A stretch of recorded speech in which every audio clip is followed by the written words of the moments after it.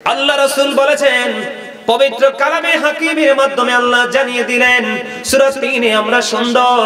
সূরা ইনফিতরে বলেছে আল্লাহ আমাদেরকে আল্লাহর মন মতো করে বানাইছে। সুবহানাল্লাহ বলেন না? এখন এই মন মতো সুন্দর মানুষগুলো আজকে কি সুন্দর আছে? আসেনি সুন্দর? কথা বলেন। হকের কথা যদি বলি বন্ধু, আপনাদের সিঙ্গুরিয়ার ছেলেরা কেমন আমি জানি না, আমার ওই দিকের ছেলে একটা মুসলমানের ছেলে আর একটা হিন্দুর ছেলে যদি এক জায়গায় দাঁড় করাই, তাহলে মুসলমানের বাচ্চা চিনার উপায় নাই। কথা বলেন না কেন? আপনি যদি হক আদায়ের কথা বলেন, আপনার মাথার মধ্যে চুল আছে, চুল কাটার স্টাইল কিন্তু নবীজি জানিয়ে দিয়েছে সুন্নাহ মোতাবেক। হয় আপনি বাবরি রাখবেন, না হয় চুলটা একই রকম করে কাটবেন, মাথার চুল কাটার স্টাইল। এটা তো আপনি এই হকটা আদায় করতে হবে। কথা বলেন না কেন? এই হকটা আদায় করতে হবে কি হবে না? কিন্তু আমরা কি করি না। আমরা যখন সেলুনে যাই, আমরা কোথায় যাই? আমরা যখন সেলুনে যাই, আমি তো যাই বন্ধু, চুলগুলো ছোট করতে হয় না? যাইতে হয়। যাওয়ার পরে দেখি একটা মুসলমানের বাচ্চার ছবি নাই, সবগুলো ইহুদি নাসারাদের বাচ্চার ছবি। কথা বলেন না কেন? ওই বাচ্চাটারে বাবা তার বাচ্চাটাকে নিয়ে গেছে, নিয়ে যেয়ে কি করেছে, বলছে বাবা গো এখান থেকে কোন ডিজাইনটা তোমার কাছে চয়েসফুল তুমি আমাকে জানাও, আমাকে ইনফর্ম করো। ছেলে বলেছে বাবা গো ওইটা। বাবাটা ওই বাবে কি করলো, বাবা ছেলের চুলটা কেটে দিল। কিন্তু স্টাইল তো বিধর্মীদের। কার? বিধর্মীদের। ঠিকানা কোথায়? আল্লাহ বলেছেন উইদ্দাত লিল কাফিরিন, ওই বেঈমান কাফেরের ঠিকানা হলো জাহান্নাম। আর আল্লাহ আমরা মুসলমানদেরকে সাবধান করেছে, ইন্নাল কাফিরিনা কানু লাকুম আদুব্বাম মুবিনা। আল্লাহ বলেছেন the heretics are the eternal enemy of the believers। আল্লাহ বলেছেন ঈমানদারদের প্রকাশ্য শত্রু হলো বেঈমান কাফেরেরা। আপনি মাথার চুল কেটেছেন বেঈমান কাফেরদের স্টাইলে, আপনি বলেন আপনি কি মাথার হক আদায় করেছেন? আরো জোরে বলেন না, আরো জোরে বলেন। এবার আসেন দাড়ির কাছে। আসেনি দাড়ি? দুনিয়ার কোনো কিছু নিয়ে যাওয়া যায় না। ও বন্ধু, সঙ্গে যাবে মরার সময় দাড়িটা। কথা বলেন না কেন? কি যাবে? দাড়িটা সঙ্গে যাবে। যেই উম্মতের চেহারার মধ্যে, মুখের মধ্যে দাড়ি থাকবে, ওই উম্মতকে ফেরেশতারা আদবের সাথে প্রশ্ন করবে, বন্ধু কম পক্ষে এক মুষ্টি কি রাখতে হয়? দাড়ি রাখতে হয়। আপনি তো ইহুদিরা, এখন হিন্দু খ্রিস্টানরাও দাড়ি রাখে, আপনি তো তাদেরকে ফলো করে দাড়ি রাখছেন, দাড়ির হক কি আদায় করছেন? এবার আসেন আরেকটা গুরুত্বপূর্ণ কথা, বন্ধু অত্যন্ত মনোযোগ দিয়ে শোনেন। আমাদের মধ্যে যাদের চুল দাড়ি একটু পাইকা যায়, তারা কালো খেজাব দেয় কি দেয় না? এই পাইকা সাদা হয়ে গেছে, কালা দেয় কি দেয় না? হকের কথা বলতেছি, বুঝতেছেন তো আপনারা? ও বন্ধু, আপনারা জানেন কিনা জানি না, আদম সন্তানের মধ্যে, আদম হওয়ার পরে পৃথিবীর বুকে যত সৃষ্টি নবী রাসূল এসেছে, আপনারা ইতিপূর্বে শুনেছেন কিনা জানি না, এই সৃষ্টির মধ্যে সর্বপ্রথম যার দাড়ি মোবারক পেকেছিল তিনি হলেন ইব্রাহিম খলিলুল্লাহ। সর্বপ্রথম সৃষ্টি জগতে সর্বপ্রথম যার দাড়িটা পেকেছিলেন, তার দাড়ি হলো, তিনি হলেন ইব্রাহিম খলিলুল্লাহ। আমার দিকে তাকান বন্ধু, ইব্রাহিম খলিলুল্লাহ কি করলেন? ওনার দাড়ি দেখতেন একটা দুইটা পেকে গেছে, আল্লাহ রাব্বুল আলামিনকে একটা ডাক দিলেন, ডাক দিয়ে বললেন আল্লাহ এইটা কি? আমার আল্লাহ ডাক দিয়ে বললেন ইব্রাহিম এটা তোমার সম্মান। এবার ইব্রাহিম খলিলুল্লাহ একটা ডাক দিয়ে বললেন আল্লাহ গো, একটা চুল একটা দাড়ি অথবা দুইটা চুল দুইটা দাড়ি পাইকা সাদা হয়ে গেল, এইটা যদি আমার ইজ্জত হয়, এইটা যদি আমার সম্মান বৃদ্ধির কারণ হয়, তাহলে আল্লাহ গো আমাকে তুমি সম্মান আরো বেশি বাড়িয়ে দাও। আমাদের দেশে চুল পাকলে দাড়ি পাকলে মাথা খারাপ হয়ে যায় কালো খেজাব দেওয়ার জন্য, ইয়াং সাজার জন্য। তো আপনি কালো খেজাব দিলেন। আল্লাহ রাসূল বলেছেন যারা দাড়ি কালো করার জন্য পাকা দাড়িতে কালো খেজাব দিবে, কবুতরের বুকের মতো চকচকে কালো করে দিবে, আল্লাহ রাসূল বলেছেন সে জান্নাতে যাওয়া তো থাক দূরের কথা, জান্নাতের সুঘ্রাণ পর্যন্ত তার নসিবে জুটবে না। তাহলে বলেন তো আমরা কি হক আদায় করছি? আরো জোরে বলেন। হকটা আদায় করি নাই। এই হক আদায় না করার কারণ হলো, বন্ধু আমি কারণটা সবার পরে বলছি। মনু কি হইলে কথা কওয়া যাইবে না? মনু মন দিয়ে শুনতে হইবে। ও আপনারা হাসতে পারেন না? অনেক সময় তো কথা বললাম, আপনাদের একটু হাসানোর চেষ্টা করলাম, বরিশাল্লা 2 লাইন কথা কই, আপনারা হাসতেও পারলেন না। এই আল্লাহ রাসূল বলছে সুস্থ থাকার গুরুত্বপূর্ণ মহা ওষুধ হলো হাসি। হাদিস শরীফ তো। তবে অতিরিক্ত হাসা যাবে না, অতিরিক্ত হাসলে অন্তর মারা যায়। সময়ের সাথে সাথে হাসতে হবে। কি করতে হবে? এজন্য বরিশাল্লা 2 লাইন কইলাম মুই। আলহামদুলিল্লাহ কোন না? আরো জোরে। তাহলে দাড়ির হক আদায় হইছে নি? কই হইল? আমরা একটা সাদা রাখার কথা, ইব্রাহিম খলিলুল্লাহ আল্লাহ কইছে এটা তোমার সম্মান, তো আল্লাহ তুই এটা বাড়াই দাও, তার মানে আরো পাকাই দাও। মানে আমনে তো 2টার কইছে 4টা পাকাতে আপনার মাথায় খারাপ হয়ে গেছে, সেলুনে গেছেন, ভাই সবচেয়ে কালাটা লাগাই দাও। ঠিক করে বলে হক আদায় হইছে। এই যে আমার চাচা যেটা দিবেন, আপনি যেটা দিবেন এটা দিতে পারবেন, এটা দেওয়া মুস্তাহাব। সুবহানাল্লাহ বলেন না কেন? এই যে চাচা দিয়েছে মেহেদির কালার দিয়েছে, এটা দিতে পারবেন, এটা দেওয়া মুস্তাহাব। সুবহানাল্লাহ বলেন। তবে বলে হুজুর একেবারে কি কালো খেজাব ইউজ করা যাবে না? হ্যাঁ, একটা জায়গায় ইউজ করা যাবে। বলে হুজুর কোথায় গো? ওই কোথায় ইউজ করবেন?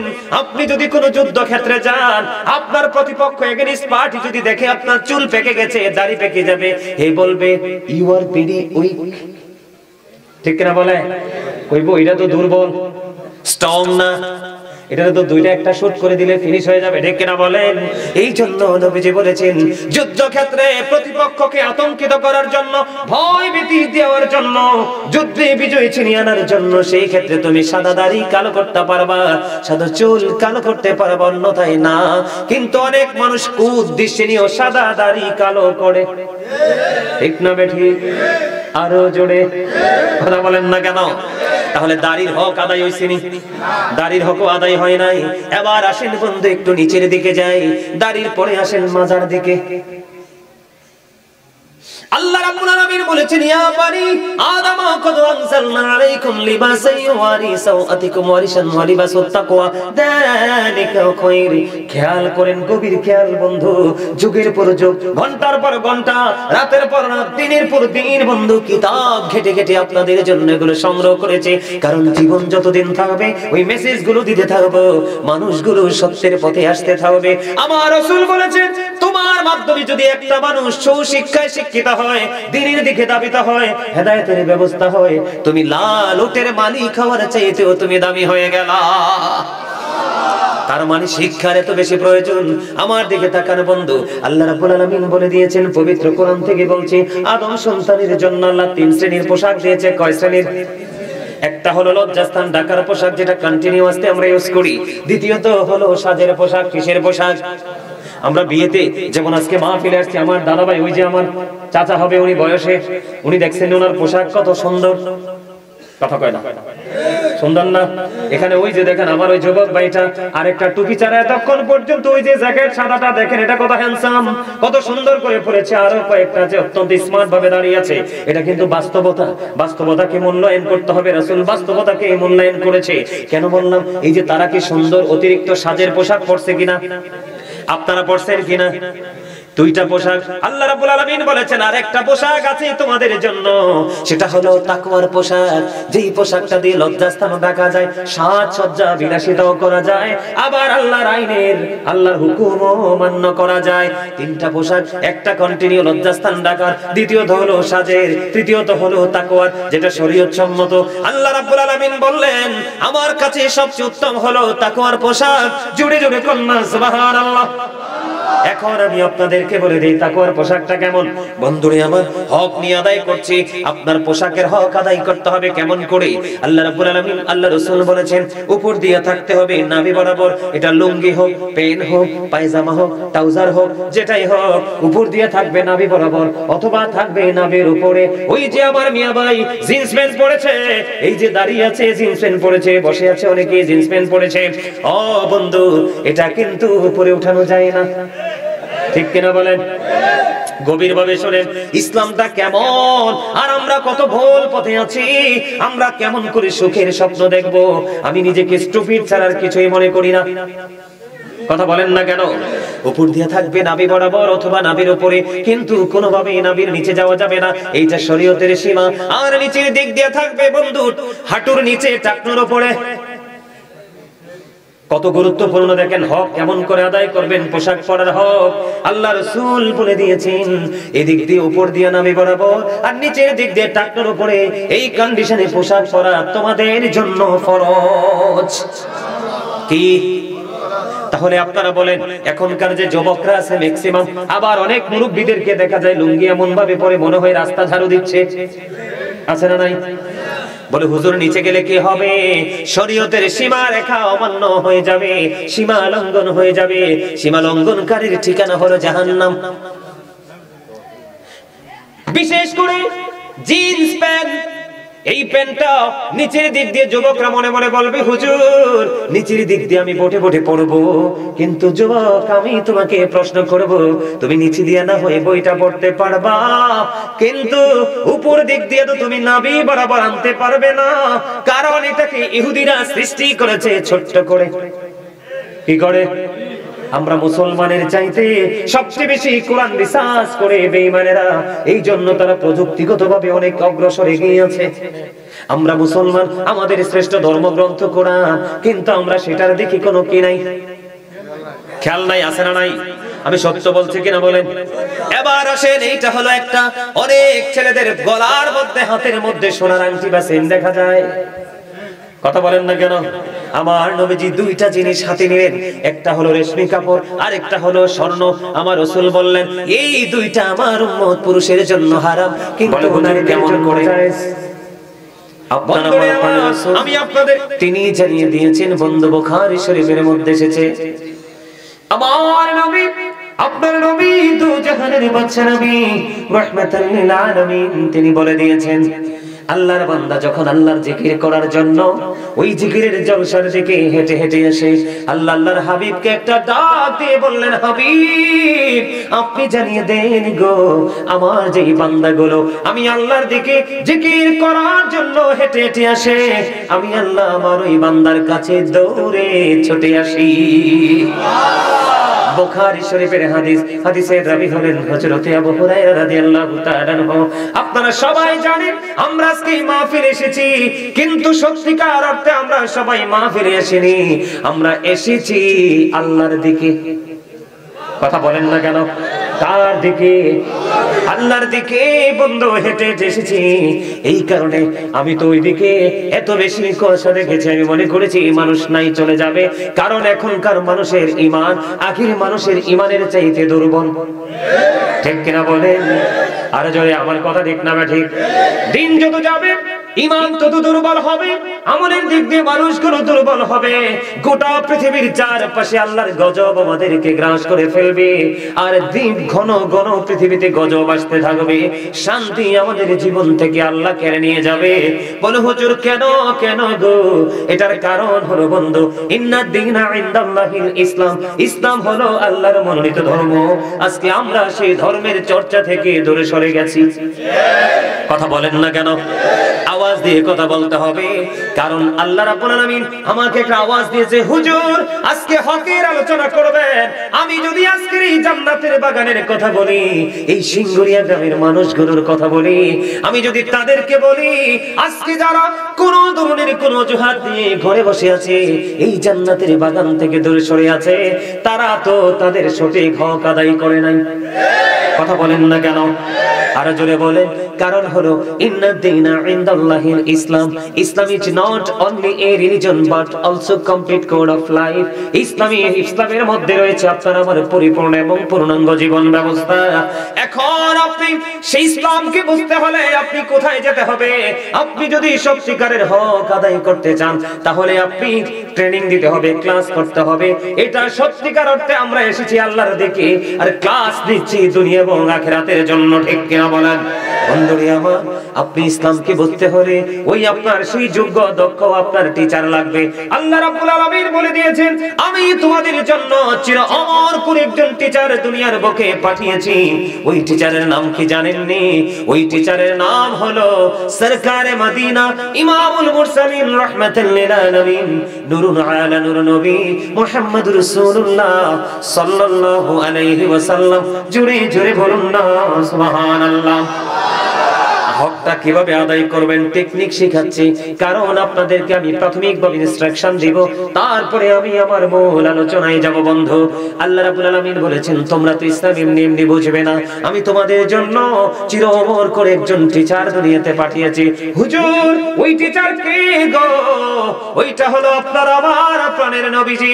আল্লাহ রাব্বুল আলামিন বলেছেন হি হো ওবিস দা এবস্টিন ওবিস আল্লাহ। যেই ব্যক্তি রাসূলের নির্দেশ মানলো সেই যেন আল্লাহর নির্দেশ মানলো। আল্লাহর কোরআনে এইভাবে বলেছে মাইয়ুতির রাসূলা ফাকাদ আতাল্লাহ। জোরে জোরে কন্না আল্লাহু আকবার। আপনি যদি রাসূলকে মানতে পারেন তাহলে ওটা আল্লাহ মানা হয়ে যায়। বন্ধুরে আমার, শুধু এখানে ক্ষান্ত নয়, আল্লাহ রাব্বুল আলামিন বলেছেন সে বলুন ইফ ইউ ডু লাভ আল্লাহ, যদি তোমরা আল্লাহকে ভালোবেসে থাকো, ফলো মি মুহাম্মদ সাল্লাল্লাহু আলাইহি ওয়াসাল্লাম, মুহাম্মদ সাল্লাল্লাহু আলাইহি সাল্লামের অনুগত হয়ে যাও। আল্লাহ মুহাম্মদ সাল্লাল্লাহু আলাইহি সাল্লামের অনুগত হয়ে গেলে আমার লাভ হবে কি? আল্লাহ বলেছেন আল্লাহ উইল ফরগিভ ইউ, আল্লাহ তোমার সমস্ত জীবনের গুনাহগুলি maaf করে দিবে। জোরে জোরে কন্না সুবহানাল্লাহ। আল্লাহ বলেছেন সে if you do love Allah follow me Muhammad সাল্লাল্লাহু আলাইহি সাল্লাম, Allah will love you and forgive your sins. আল্লাহ আপনাকে ভালোবাসবে এবং সমস্ত জীবনের গুনাহগুলি maaf করে দিবে। তাহলে আপনি তো আমি তো টিচারও পেয়ে গেছি। কথা বলেন না কেন? আমার কথা বুঝেন না? বন্ধুরে আমার দিকে তাকান, আমি কে বলতে চাই? আপনার আমার প্রাণের আল্লাহ, আপনার আমার স্রষ্টা, আপনার আমার মালিক, যিনি আপনার আমার সৃষ্টিকর্তা, আপনার আমার রিজিক দাতা, আপনার আমার শান্তি দাতা, ওই মালিক পবিত্র কালামুল্লাহ শরীফে 30 পারা অত্যন্ত চমৎকার ভাবে বলে দিয়েছেন। আমার দিকে তাকান বন্ধু, আমি স্টেপ বাই স্টেপ ধীরে ধীরে আমি আপনার একটার পর একটার স্তর আমি অতিক্রম করতে চাই, যেন আপনাদের বুঝতে সহজ হয়।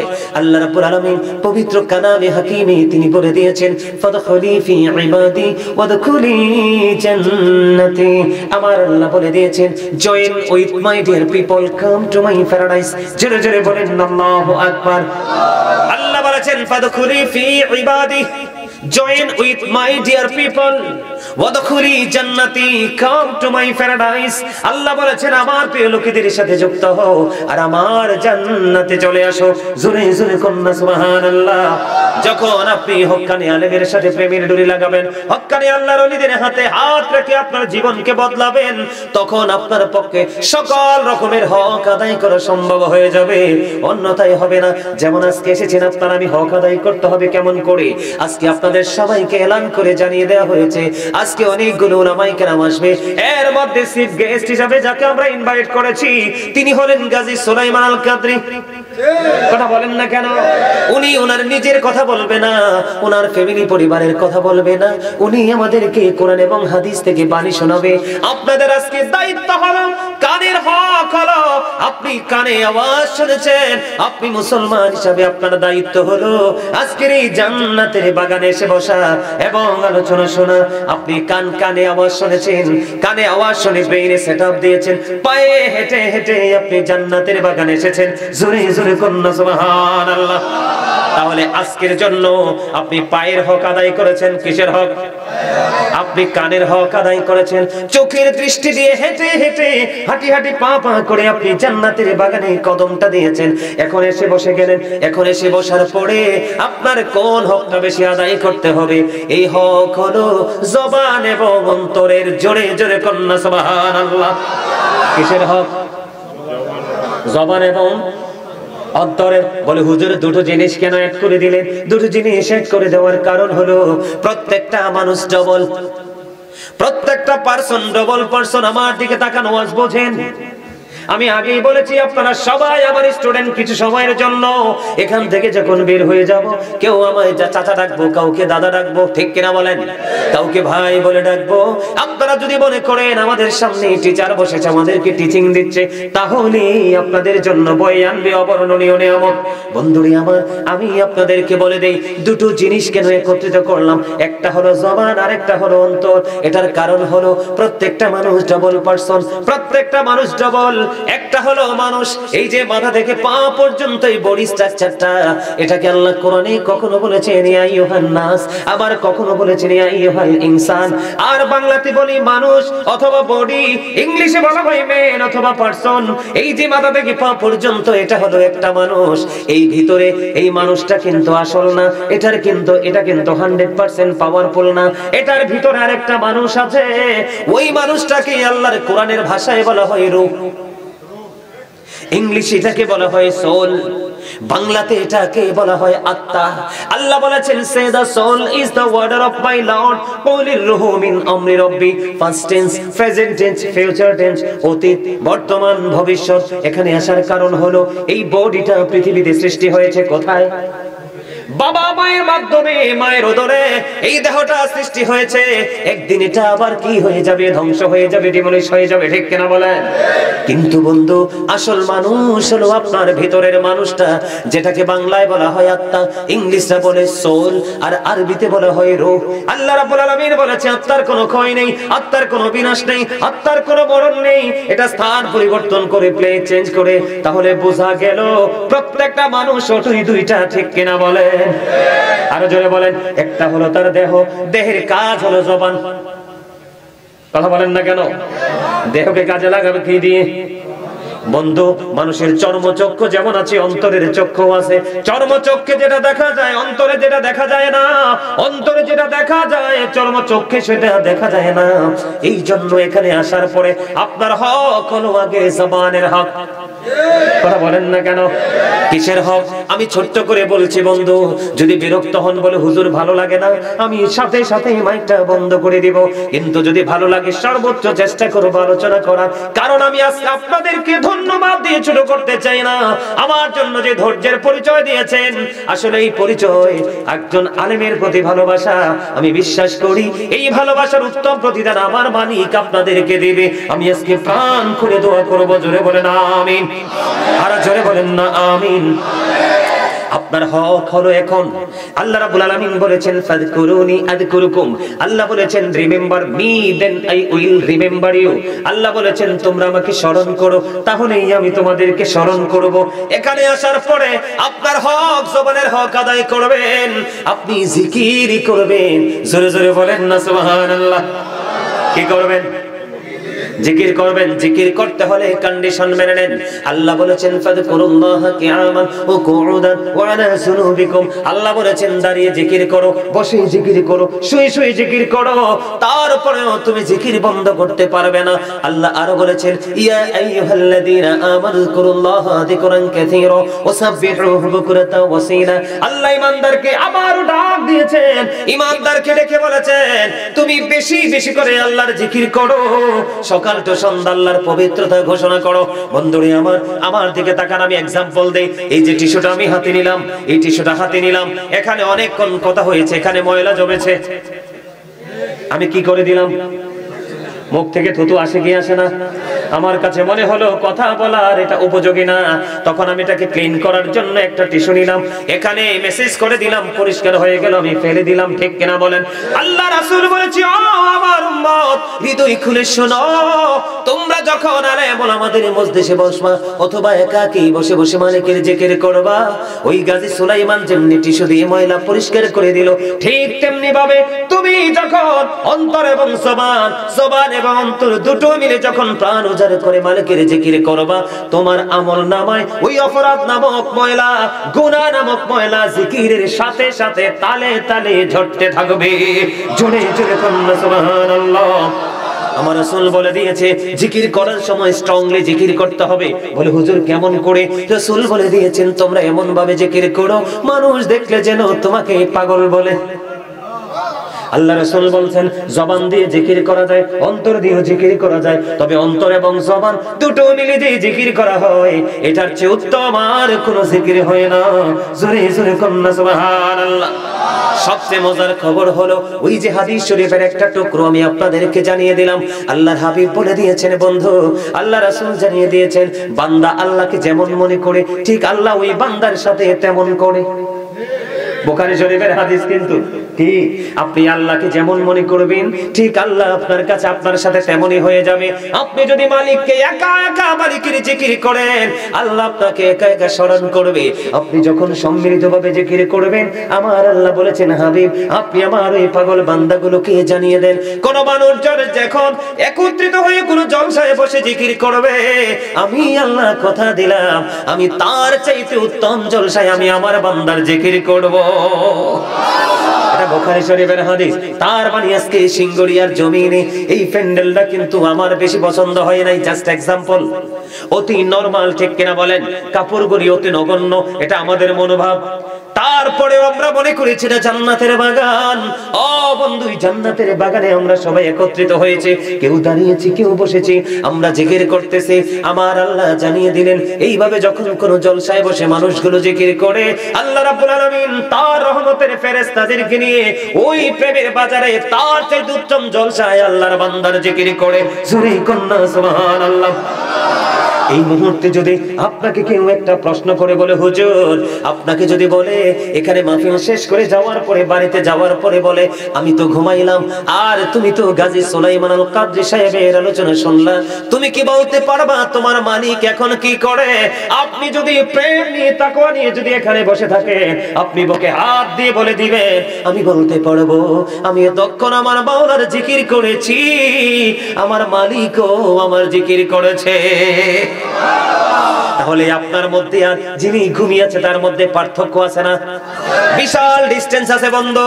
শুধু এখানে ক্ষান্ত নয়, আমার রাসূল বললেন একজন বান্দা যখন জিকির করতে করতে আল্লাহর দিকে 1 বিঘা পরিমাণ আগায়, আল্লাহর বান্দার দিকে আল্লাহ 1 গজ পরিমাণ এগিয়ে আসে। কেউ যখন 1 হাত পরিমাণ আল্লাহর দিকে এগিয়ে যায় আল্লাহ কথা দিয়েছে হাবিব আপনি তাকে এই গুড নিউজটা জানিয়ে দেন আমার দিকে যখন কেউ 1 হাত আসে জিকির করার জন্য আমি তার দিকে 2 হাত পরিমাণ এগিয়ে আসি। কেউ যদি হেঁটে হেঁটে আমার দিকে আসে জিকির করার জন্য আমি আল্লাহ তার দিকে দৌড়ে ছুটে আসি। এবার প্রশ্ন আসতে পারে বলে হুজুর আল্লাহ যে আমার কাছে দৌড়ে ছুটে আসে এটা আমি কেমন করে বুঝবো? তার একটা এক্সাম্পল হলো আপনি সারা জীবন আল্লাহকে ডাকবেন, আল্লাহ যদি রাজি না হয় আপনি আল্লাহকে পাবেন না, ঠিক কিনা বলেন? তার মানে আপনি পাগল হয়ে পাগলা ঘোড়ার মতো আল্লাহর সন্ধানে বের হয়ে গেলেন। আপনি যত দ্রুত আল্লাহর কাছে যেতে চান তারও আগে আল্লাহ আপনার আপন হয়ে যায়। জোরে জোরে বলেন না সুবহানাল্লাহ। আমি এই বিষয়টা শেষ করে দিচ্ছি বন্ধুরে আমার। এখন আপনাদের কাছে প্রশ্ন আসতে পারে বলে হুজুর গো এই যে জবানের হক আদায় করলাম জিকির করে, এই জিকির কাকে বলে? আমার আল্লাহ জানিয়ে দিলেন সুবহানাল্লাহ বলা জিকির, আলহামদুলিল্লাহ বলা জিকির, আল্লাহু আকবার বলা জিকির। ও বন্ধু, কাউকে ভালো কাজে ডাকা এটাও জিকির, কাউকে মন্দ কাজ করতে দেখলে থামিয়ে দেওয়া এটাও জিকির, আপনি নামাজে দাঁড়িয়েছেন এটাও জিকির, তবে এটা জিকিরের জলসা। আপনি হজে গেছেন ওইটাও জিকির, তবে ওইটা জিকিরের জুলুস, কারণ ওইটা বিভিন্ন জায়গা পরিদর্শন করে সম্পূর্ণ করতে হয়। জোরে জোরে বলেন না সুবহানাল্লাহ, আরো জোরে বলেন না সুবহানাল্লাহ। সবচেয়ে মজার খবর হলো সব ধরনের জিকির আমি করলাম কিন্তু শ্রেষ্ঠ জিকির আমরা শ্রেষ্ঠ মনে করি না। ওই জিকিরটা হলো নামাজ। এখন যদি বলি কয়জন মানুষ ফজরের নামাজ পড়ছেন হাত উঠাইতে পারবেন না? কথা বলেন ঠিক না ঠিক? আরো জোরে বলেন, ভুল বলছিনি কোনো? এবার আপনাদেরকে বলে দেই এই বিষয়টা ক্লোজ করে দিচ্ছি। আমার আলোচনার ধারায় এমন ছোট্ট ছোট্ট টপিকস আকারে আলোচনা করি যেন মানুষগুলো বুঝতে শুনতে মনে রাখতে সহজ হয়। বন্ধুরা আমার, এই যে শীতের দিন আসলে আপনারা দেখবেন উল্লেখিত কিছু গাছ ছাড়া, যেমন নারকেল গাছ, সুপারি গাছ, খেজুর গাছ আছে না, এরকম তাল গাছ, এরকম উল্লেখিত কিছু গাছ ছাড়া ম্যাক্সিমাম গাছের পাতা শীতের দিনে ঝরে যায়। যায় কি যায় না? আরে জোরে বলেন, যায় কি যায় না? আল্লাহর হাবিব সরকারে মদিনা তিনি বলে দিয়েছেন শীতের দিনে তিনি বের হলেন, বের হওয়ার পরে তিনি চাইয়া দেখলেন গাছের পাতাগুলো বিরামহীন ভাবে ঝরে ঝরে পড়ছে। এবার আল্লাহ রাসূল কি করলেন? গাছের ঢাল 2টা ধরলেন, ধরার পরে হাদিসের রাবি আবু জরকে ডাক দিলেন, হে আবু জর। আবু জর উত্তর দিলেন, লাব্বাইকা ইয়া রাসূলুল্লাহ, আমি হাজির। আমার নবীজি বললেন, ও আবু জর তুমি চাইয়া দেখো শীতের কারণে শুষ্ক হয়ে গাছের পাতাগুলো ঝরে ঝরে পড়ছে। আমি নবী কথা দিলাম, আমার আল্লাহ কথা দিয়েছে, আল্লাহর বান্দাগুলো যখন, আমি নবীর প্রেমিক উম্মতগুলো যখন প্রেম নিয়ে, ভালোবাসা নিয়ে, তাকওয়া নিয়ে যখন সে নামাজ পড়ার জন্য দাঁড়িয়ে যাবে, আর নামাজের মাধ্যমে যখন আল্লাহর কুদরতি কদমে সিজদা লাগিয়ে দিবে, আমার আল্লাহ কথা দিয়েছে ওই শীতের দিনের গাছের পাতার মতো আমার ওই বান্দার আমলনামা থেকে দ্রুত গতিতে গুনাহগুলি ঝরে ঝরে আমলনামা পুরো নূরানি হয়ে যাবে। আপনারা কি মজা? ইয়া রাসূলুল্লাহ, জিন্দাবাদ জিন্দাবাদ, মারহাবা, you are great my dear younger brothers. আলহামদুলিল্লাহ বলেন। মাঝে মাঝে এরকম নারাই দিলে জজবা চলে আসে, ঠিক কিনা বলেন? আপনাদের কাছে ভালো লাগে না আমার ওয়াজ? কার কার কাছে ভালো লাগে? অসম্ভব ভালো লাগে কার কাছে? দুই হাত তুলে দেখান সোজা করে। ওমা হাত তোলেন কি আমার জন্য? হাত তো তুলছেন আল্লাহর জন্য। আপনি কি মনে করছেন এই সিঙ্গুরিয়াতে ফেরেশতারা আসতে পারে না? আজকের এই জান্নাতের বাগানের চারপাশে টুপিওয়ালা, টুপি ছাড়া, পাঞ্জাবিওয়ালা, পাঞ্জাবি ছাড়া সবগুলো ফেরেশতাদের সিসি ফুটেজে চলে আসতেছে। আলহামদুলিল্লাহ বলেন না? এই মাহফিলটাও হতে পারে আপনাদের আগামী দিনের নাজাতের ওসিলা। এই যে ধৈর্য ধরেছেন, বিরক্ত হন নাই, এই যে ধৈর্য ধরেছেন, হুজুর আসবে সে আত্মবিশ্বাস নিয়ে একটু সময় কাজে লাগিয়েছেন, এই সময়টাও হতে পারে আপনার কাল হাসরের ময়দানে নাজাতের ওসিলা। ঠিক কিনা বলেন? আল্লাহ সবাইকে কবুল করে নিক, সকলে বলুন আমিন। বন্ধু এবার আসেন ছোট্ট করে জিকিরটা শেষ করে দেই। ওই যে জবানের হক, এই যে দেহের হক কেমন করে আদায় করতে হবে, পরে অন্য হকের দিকে যাব, থাকবেন তো নাকি বিরক্ত হবেন? আরো জোরে। এই যে জিকিরে হকটা আদায় করতে হবে, তবে জিকিরটা যথাযথভাবে করতে হবে। বন্ধু আমার দিকে দেখান, নামাজ নামক জিকির করার পরেও মানুষ মিথ্যা কথা বলে, তাহলে হক কি আদায় হইছে? তুমি তো মিথ্যা কথা বলার কারণে তোমার পিঠের মধ্যে নেগেটিভ সিল পড়ে গেল, তুমি তো মুনাফিকের খাতায় নাম তুলে দিলা। ঠিক কিনা বলেন? কারণ মুনাফিকের এক নাম হলো মিথ্যাবাদী, মুনাফিকের আরেক নাম হলো আমানত খেয়ানতকারী, মুনাফিকের আরেক নাম হলো কথা দিয়ে কথা না রাখা, কথায় কথায় মিথ্যে কথা বলা। আছে বন্ধু লাকসাম, কয় আছে আমি মুজাফফরগঞ্জ। কিসের মাধ্যমে? ঠিক কিনা বলেন? আরো জোরে বলেন।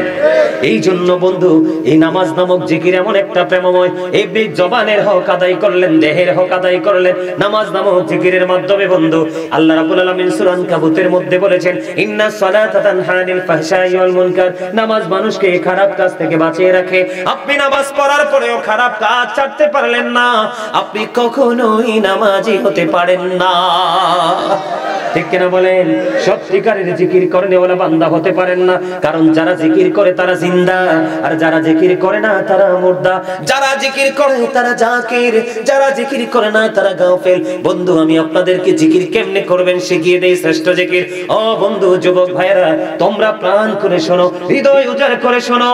আমার যে দাদু ভাই আমার পাশে বসেছেন, ওনার বয়সী যারা আছেন, আমি তাদেরকে নিয়ে কোনো টেনশন করি না। বলে হুজুর কেন গো? কারণ তাদের অন্তর খুললে, তাদের সিনার মধ্যে ঢুকলে আমি খুঁজে পাই আল্লাহ আল্লাহ রাসূলের প্রেম ভালোবাসায় ভরা। আর বর্তমান প্রজন্মে ম্যাক্সিমাম যুবক যুবতীদের অন্তর হিংসা, নোংরামি আর আত্মগরিমায় ভরা। ঠিক কিনা বলেন? আমি আজকে বলে দেই যুবক, তোমরা রাগ হয়ো না। আমার রাসূল বলেছেন আল হাক্কু মুররুন, হক কথা তিতা, কিন্তু আল্লাহ কোরআনে বলেছে তিতা হলে সত্যটা বলো। ওয়াকুলু কাওলান সাদীদা, আল্লাহ বলেছেন সে দা রাইট থিং, সত্য কথা বলো, সঠিক কথা বলো। বন্ধু আমি তোমাদেরকে বলে দিতে চাই, তোমরা যখন জিকির করবে কেমন করে জিকির করবে আমি তোমাদেরকে বুদ্ধি শিখিয়ে দেই। যখন তোমরা নামাজে দাঁড়াবে তোমরা মনে করবে আমি যেন খানায় কাবার সামনে দাঁড়িয়েছি। যখন তুমি নামাজে দাঁড়াবে তুমি মনে করবে আমি ফুলচেরাতের পোলের উপর দাঁড়িয়েছি। কারণ আমি আপনাদেরকে বলি, ফুলচেরাতের পোল পার হইতে 19-20 হইলেই কিন্তু নিচে জাহান্নাম পড়ে যাবেন। ঠিক তেমনি ভাবে নামাজ নামক জিকির এত সতর্কতার সাথে করতে হবে, উদাসীনতা অবলম্বন করা যাবে না। সত্যিকারের নামাজীর জন্য আল্লাহ নিয়ামত বরাদ্দ করেছেন, উদাসীন নামাজীদের জন্য কোনো নিয়ামত নাই। এই কারণে অন্য যত হক আছে আদায় করতে পারে না নামাজ পড়ার পরেও। আরো জোরে বলেন না, আছে না নাই? আপনি মনে করবেন ফুলচেরাতের পোলের উপর আপনি দাঁড়িয়েছেন, আর আপনি মনে করবেন এই নামাজ আপনার জীবনের শেষ নামাজ। কি মনে করতে হবে? এটা আমার জীবনের শেষ নামাজ। এই নামাজ শেষ হইতে দেরি, আমার পিছনে দাঁড়িয়েছে আজরাইল। আমার নামাজটা শেষ হইতে দেরি, আমার প্রাণ পাখি কেড়ে নিতে দেরি করবে না। এইভাবে আপনি নামাজ পড়বেন। আপনি মনে করবেন ডান দিকে আপনার জান্নাত অবস্থিত, আপনি মনে করবেন আপনার বাম দিকে জাহান্নাম অবস্থিত। আপনাকে মনে করতে হবে আমি যে জিকির করছি, আমি যদি আমার মাজার জিকির করছি, আমি যদি আমার মালিককে নাও দেখি, কিন্তু আমার মালিক আমাকে ঠিকই দেখে। এই চিন্তা নিয়ে, এই ভয় নিয়ে, এই তাকওয়া নিয়ে যখন আপনি জিকির করবেন, দেহের হক আদায় হবে। কিসের হক? আমি আপনাদেরকে বলি, হকটা শেষ করে নেই ছোট্ট করে বন্ধু। আমি আপনাদেরকে বলে দেই, ফরজ ওয়াজিব আমল ছাড়াও আপনার আমার জীবনে একটা নামাজ আছে। আমি আপনাদেরকে বলে দেই, ফজরের নামাজের পরে আপনি বসে বসে অপেক্ষা করবেন, জিকির করবেন, কোরআন তেলাওয়াত করবেন। কোরআন তেলাওয়াত করার পরে আপনি সূর্য যখন পশ্চিম আকাশে উঠবে, যুবক বন্ধুরা, বাবারা সবাই খেয়াল করে শোনেন।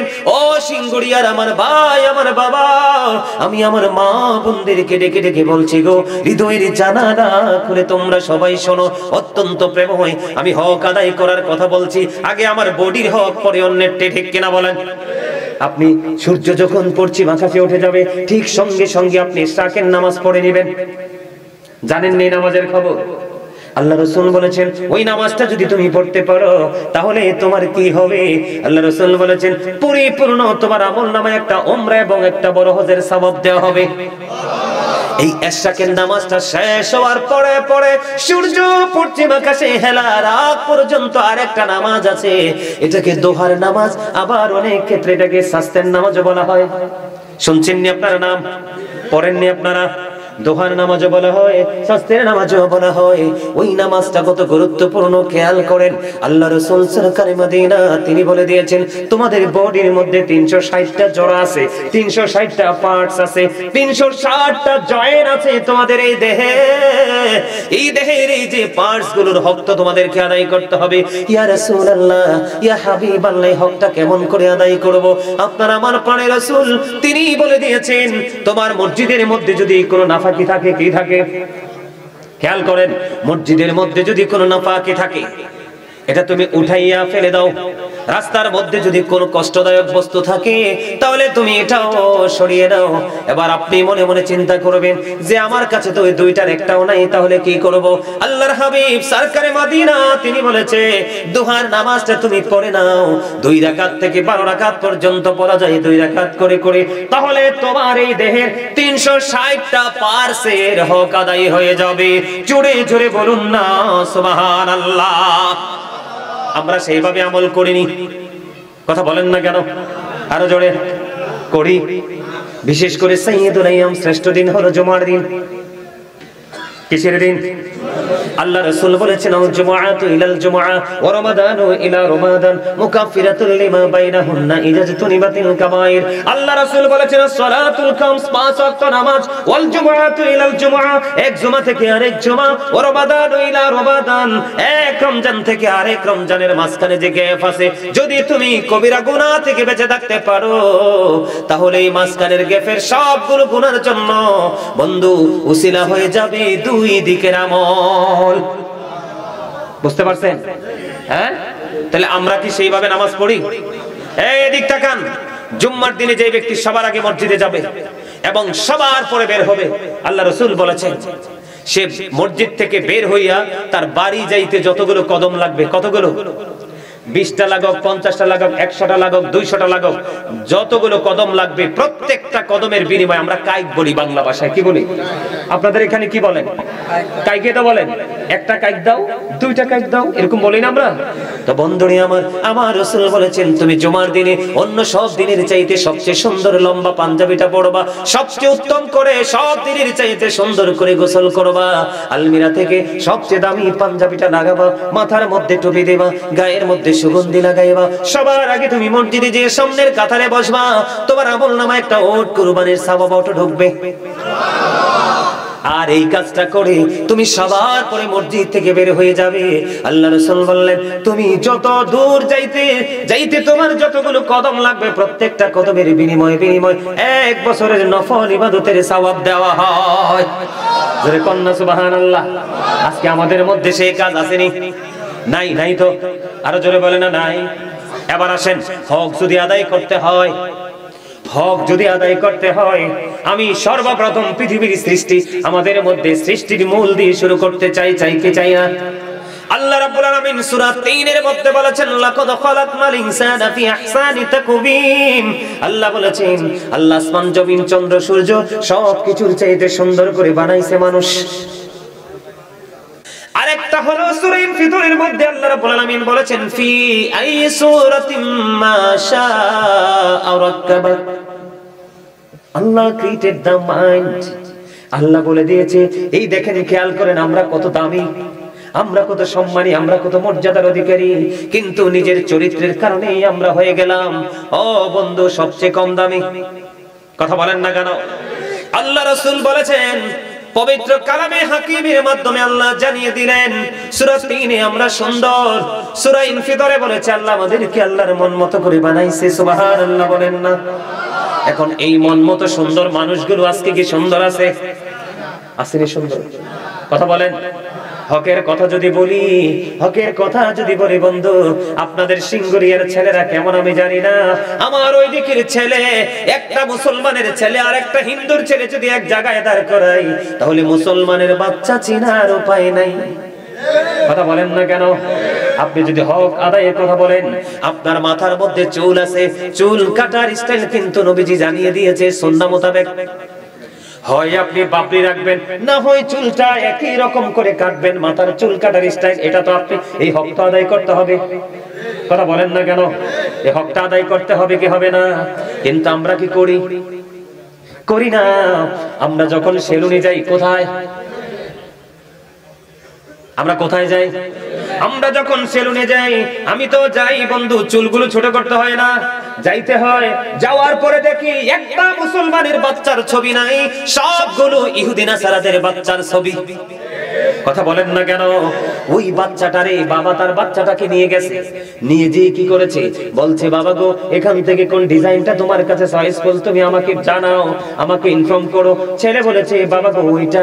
বাবাটা ওই বাবে কি করলো, বাবা ছেলের চুলটা কেটে দিল, কিন্তু স্টাইল তো বিধর্মীদের। কার? বিধর্মীদের। ঠিকানা কোথায়? আল্লাহ বলেছেন উইদ্দাত লিল কাফিরিন, ওই বেঈমান কাফেরের ঠিকানা হলো জাহান্নাম। আর আল্লাহ আমরা মুসলমানদেরকে সাবধান করেছে, ইন্নাল কাফিরিনা কানু লাকুম আদুব্বাম মুবিনা। আল্লাহ বলেছেন the heretics are the eternal enemy of the believers. আল্লাহ বলেছেন ঈমানদারদের প্রকাশ্য শত্রু হলো বেঈমান কাফেরেরা। আপনি মাথার চুল কেটেছেন বেঈমান কাফেরদের স্টাইলে, আপনি বলেন আপনি কি মাথার হক আদায় করেছেন? আরো জোরে বলেন না, আরো জোরে বলেন। এবার আসেন দাড়ির কাছে। আসেনি দাড়ি? দুনিয়ার কোনো কিছু নিয়ে যাওয়া যায় না ও বন্ধু, সঙ্গে যাবে মরার সময় দাড়িটা। কথা বলেন না কেন? কি যাবে? দাড়িটা সঙ্গে যাবে। যেই উম্মতের চেহারার মধ্যে, মুখের মধ্যে দাড়ি থাকবে, ওই উম্মতকে ফেরেশতারা আদবের সাথে প্রশ্ন করবে, বন্ধু কম পক্ষে এক মুষ্টি কি রাখতে হয়? দাড়ি রাখতে হয়। আপনি তো ইহুদিরা, এখন হিন্দু খ্রিস্টানরাও দাড়ি রাখে, আপনি তো তাদেরকে ফলো করে দাড়ি রাখছেন, দাড়ির হক কি আদায় করছেন? এবার আসেন আরেকটা গুরুত্বপূর্ণ কথা বন্ধু, অত্যন্ত মনোযোগ দিয়ে শোনেন।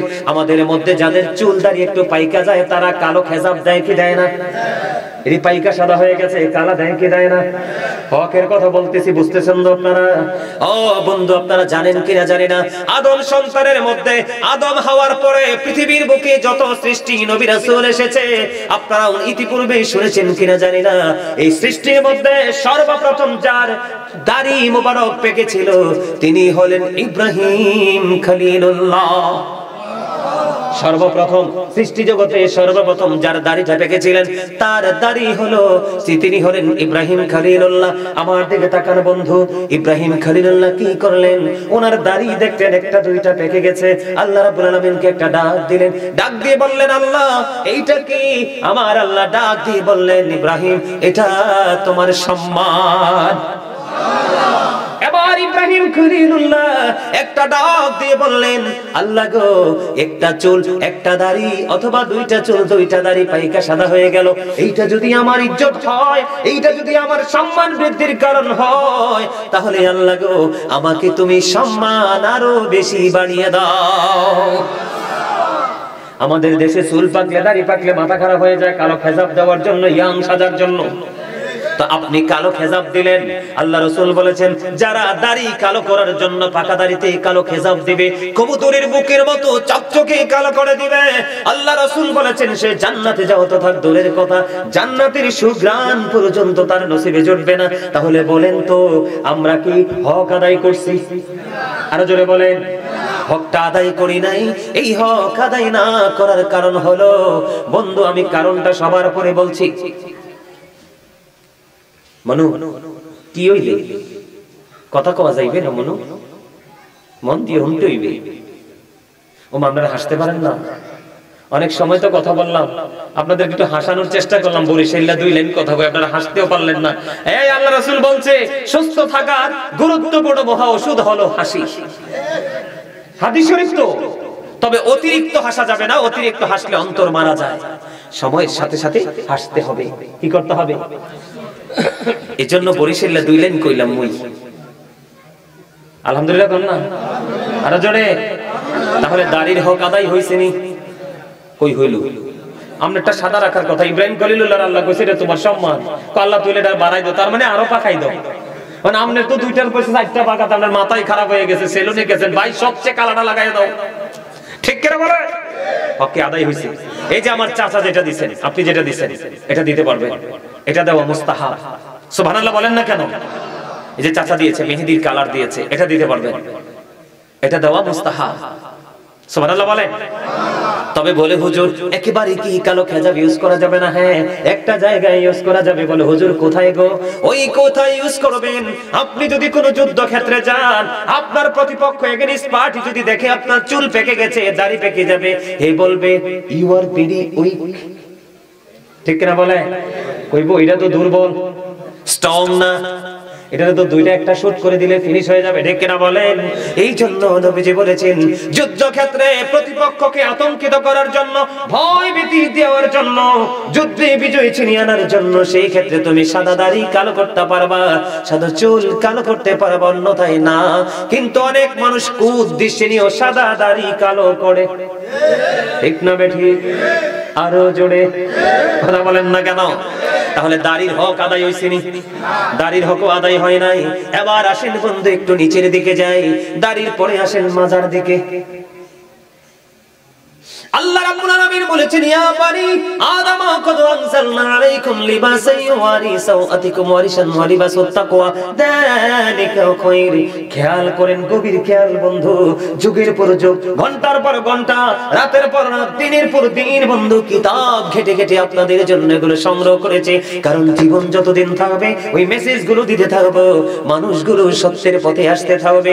আমার রাসূল বলেছেন তোমার মাধ্যমে যদি একটা মানুষ সুশিক্ষায় শিক্ষিত হয়, দিনের দিকে দাবিত হয়, হেদায়েতের ব্যবস্থা হয়, তুমি লাল উটের মালিক হওয়ার চাইতেও তুমি দামি হয়ে গেলা।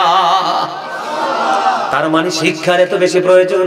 আমার দিকে তাকান বন্ধু, আল্লাহ রাব্বুল আলামিন বলে দিয়েছেন পবিত্র কোরআন থেকে বলছি, আদম সন্তানের জন্য আল্লাহ 3 শ্রেণীর পোশাক দিয়েছে। কয় শ্রেণীর? একটা হলো লজ্জাস্থান ঢাকার পোশাক, যেটা কন্টিনিউয়াসলি আমরা ইউজ করি।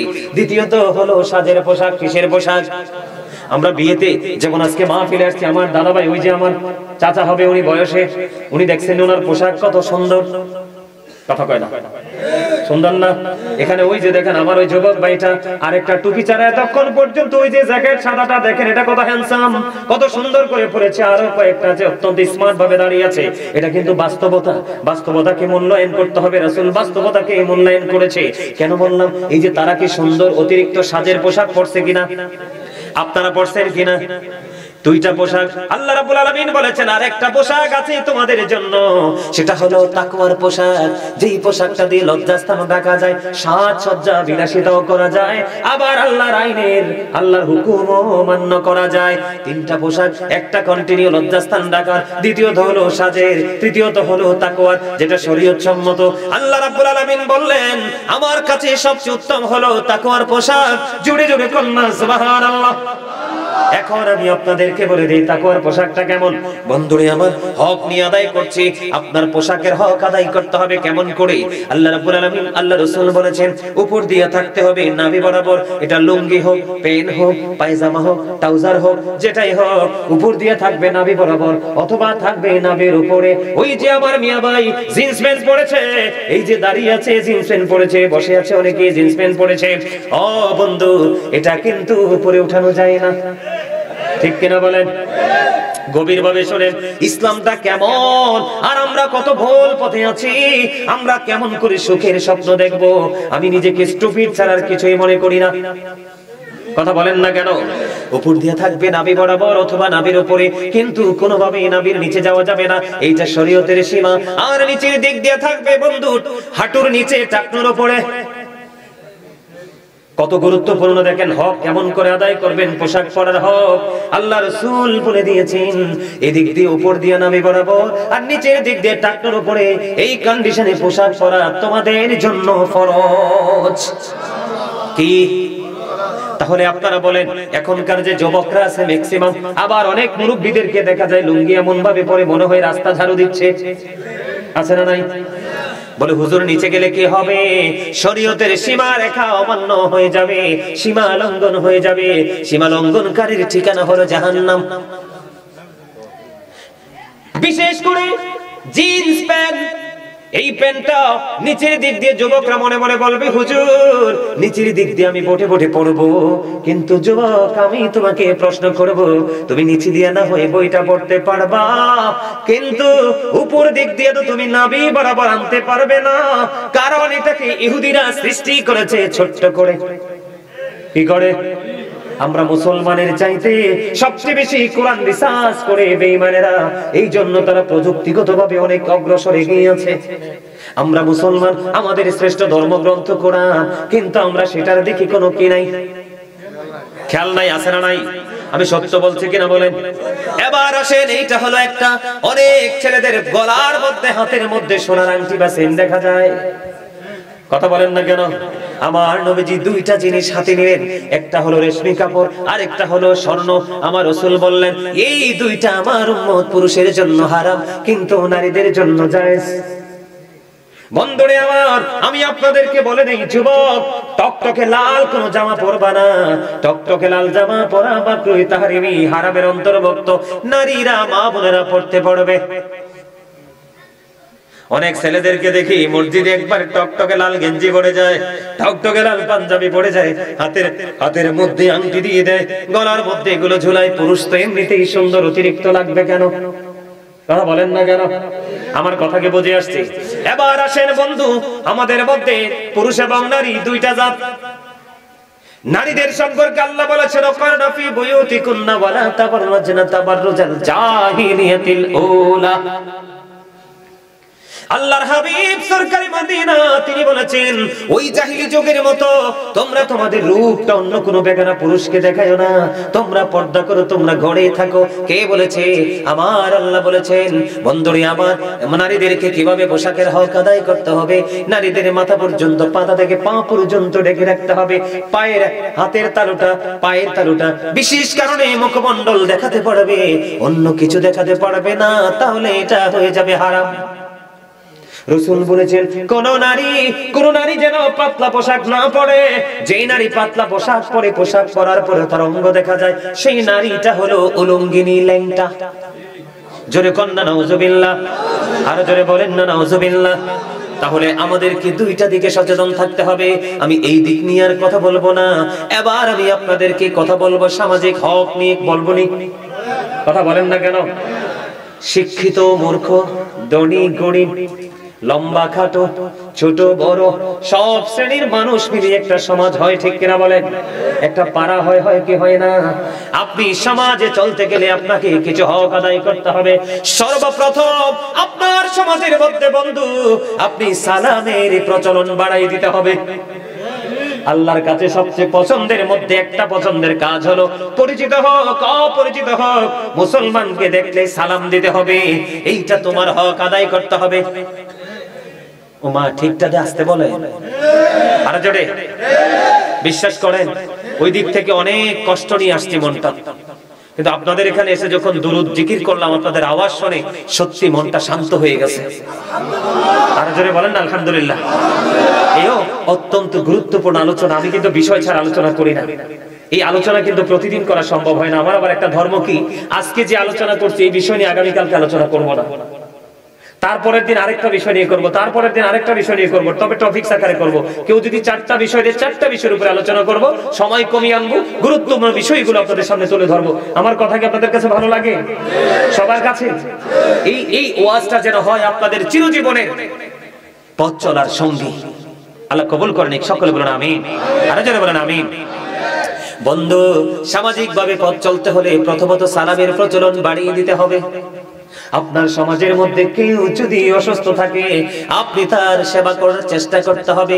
বলে ছোট্ট করে আরেকটা হাদিস এটার সাথে যোগ করে দেই।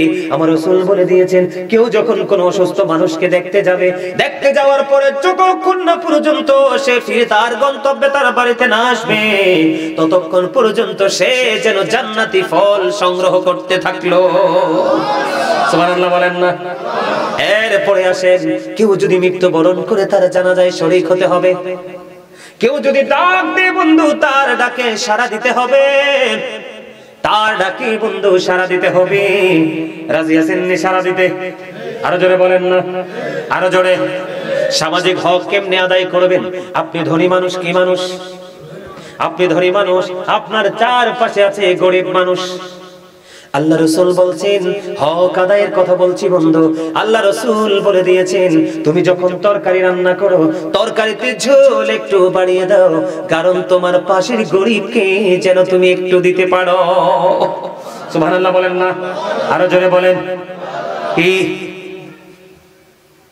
তরকারিতে আমরা ঝোল বাড়াইয়ে দেইনি? আরে গরিব পেতে মুথাক দূরে, ফ্রিজ একটার জায়গা 2টা তরকারি থাকলে ফ্রিজে। কথা বলেন না কেন? তাহলে আমরা মুসলমানিত্ব আসেনি। এবার আসেন, আল্লাহ রাসূল বললেন, এবারে মেয়ের দিকে তাকান। হক আদায় করার ক্ষেত্রে মা আয়েশা সিদ্দিকা রাদিয়াল্লাহু তাআলা আনহা আমার রাসূলকে প্রশ্ন করলেন, ইয়া রাসূলুল্লাহ, আমি কিছু দান করব, কিছু দিব, আমি কাকে আগে দিব? আল্লাহ রাসূল বললেন, ও আয়েশা, যে তোমার সবচেয়ে কাছের প্রতিবেশী তুমি তাকে আগে দাও। আমরা দেই না যে তা না, তবে দেই যে একটা প্রেম প্রীতির মাধ্যমে দেই। আমার আত্মীয় যেখানে আছে সেখানে পাঠাই, কিন্তু পাশের মানুষকে দেই না। আমি সঠিক হক আদায় করি নাই, ঠিক কিনা বলা? বন্ধুরে আমার, এবার আসেন, আমাদের এলাকার মধ্যে 2-1টা বাড়ি থাকে না, অনেক ধনী মানুষের বাড়ি। কথা কর না? আছে না নাই? হকটা কেমন করে আদায় করবেন আল্লাহ রাসূল আমাদেরকে বাঁচানোর জন্য কেমন করে শিক্ষা দিয়েছে দেখেন। আমার নবীজি বললেন, তোমার বাড়িটা ধরেন এক্সাম্পল, আপনার বাড়িটা হলো 5 গন্ডা। আপনারা কি বলেন? গন্ডা বলেননি? আমরা বলি গন্ডা। ধরেন 5 গন্ডা। কয় গন্ডা? 5 গন্ডা। কয় গন্ডা? পাশে একজন গরিব মানুষ আছে অথবা 2 জন আছে, তাদের জায়গা হলো ধরেন আধা গন্ডা বা 1 গন্ডা। আপনার বাড়ির সাথে ওই যে আধা ঘন্টা 1 ঘন্টা জায়গার মধ্যে 2টা পরিবার বসবাস করে। কয়টা পরিবার? 2টা পরিবার বসবাস করে। আল্লাহ রাসূল সরকারে মদিনা তিনি বললেন, তুমি তো পাশেই বড় অট্টালিকা তৈরি করবে, তুমি কি করো, এই ঘর বানানোর আগে তোমার পাশে যে গরিব মানুষ, তুমি তার সাথে গিয়ে একটু পরামর্শ করো। কি করো? বলে কেন পরামর্শ? আমি এখানে অনেক বড় একটা অবকাঠামো নির্মাণ করব, কিন্তু আমি যে বানাবো, আমার এই বাড়ি বানালে তোমার কোনো অসুবিধা হবে কিনা? আমার নবীজি বললেন, যদি ওই সেই লোকটা আপত্তি করে, তুমি তোমার প্ল্যান ডিজাইনটা তুমি চেঞ্জ করে ফেলো। জোরে জোরে বল না সুবহানাল্লাহ। বলে হুজুর কেন? কারণ তুমি সুন্দর টেকসই বাড়ি বানালে তোমার সুবিধাটা যেমন একটা টেকসই ভাবে চিরস্থায়ী হয়ে যাবে, যদি তোমার বাড়ির কারণে তোমার পাশের মানুষ ক্ষতিগ্রস্ত হয়, তাহলে তার ক্ষতিটাও চিরদিনের হয়ে যাবে। সুবহানাল্লাহ বলেন না কেন? আমরা কি এই চর্চা নিয়ে আসিনি? এই চর্চার মধ্যে নাই। এই চর্চা না থাকার কারণে আজকে আমরা ধ্বংসস্তূপে পরিণত হয়ে গেছি বন্ধু। এবার আসেন, আমাদের সমাজের মধ্যে জায়গা জমি দখল করে কি করে না? আরো জোরে বলেন। আমি ভয়ঙ্করতাটা বলতে চাই, হক কেমন করে আদায় করবেন। আল্লাহর হাবিব সরকারে মদিনা তিনি বন্ধু বলে দিয়েছেন, কেউ যদি কারো কাছ থেকে 1 বিঘা পরিমাণ যদি জোর করে দখল করে, কয় বিঘা?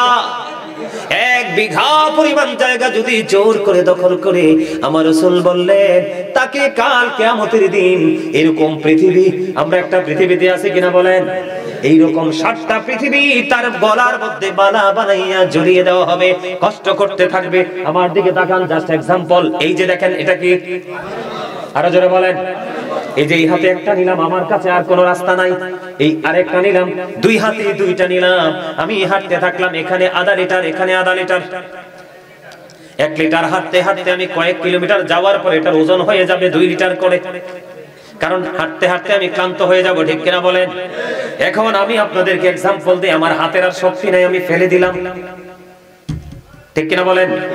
কিন্তু আপনি যে অন্যায় করেছেন, অপরাধ করেছেন, প্রতিবেশীর জায়গা আপনি দখল করেছেন, অন্যের হক আপনি লুট করে নিয়ে গেছেন, আপনার পরিণতি হবে অত্যন্ত ভয়ঙ্কর। আল্লাহ রাসূল বলেছেন তোমার এমন অবস্থা হবে 7টা পৃথিবী তোমাকে গলায় ঝুলিয়ে দেওয়া হবে, কিন্তু এগুলো তোমাকে বহন করে কন্টিনিউ যুগের পর যুগ তোমাকে চলতে হবে, শত শত হাজার হাজার বছর পার হয়ে যাবে, কিন্তু তুমি বাঁচার কোনো রাস্তা পাবে না।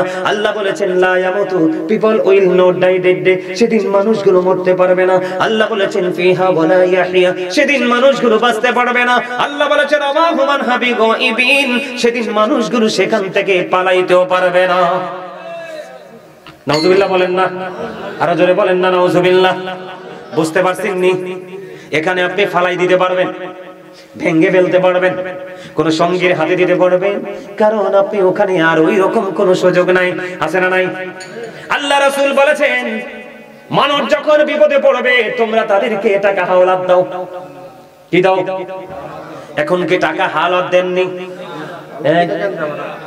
এই আমার দিকে তাকান, আপনি ধরেন একজনের কাছে টাকা হাওলাত চাইছেন, পুরুষ লোক দোকানে বসে রয়েছে, চা খাইতেছে, ভাই কিছু টাকা দাও না, বিপদে পড়ছি।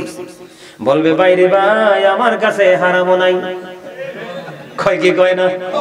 কয়নি? আচ্ছা হিয়া কমও আনে, কথা বলেন, কয় না নাই? নাই।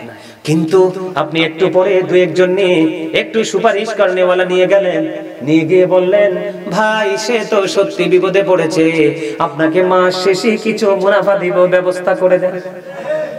দেখবেন এবার বলবে আমার কাছে টাকা নাই, তোর ভাবির কাছে কিছু টাকা আছে, তার ছোট ভাই টাকা পাঠায় তার কাছে, হুদ্দা কাঁচা মিশা কথা, ঠিক কিনা বলেন?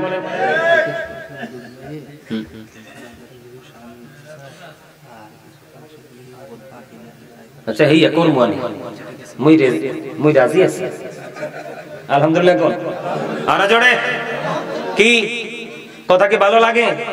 একবারে বাস্তবতা তুলে ধরছি, হক কেমনে আদায় করবেন। জান্নাতের স্বপ্ন দেখেন, বাপ রে বাপ, জান্নাত কি মামার বাড়ির গাছের পাকা কলা যে গেলাম ছিঁড়ে নিয়ে আসলাম, আশেপাশের মানুষ বলবে আরে এটা মেম্বারের ভাগিনা, কিচ্ছু বলিস না, ঠিক কিনা বলেন? জান্নাত এমন না, পরিশ্রম করে কষ্ট করে নিতে হয়, ঠিক কিনা বলেন? বন্ধু আমার দিকে তাকান, এবার টাকার ব্যবস্থা হয়ে গেল। কি হয়ে গেল? মহিলারা মহিলাদের সাথে গ্রামে লেনদেন করে, জানেননি? আমার জানা শোনা অনেক মহিলা দেখছি পাক্কা সুদখোর, আছে না নাই?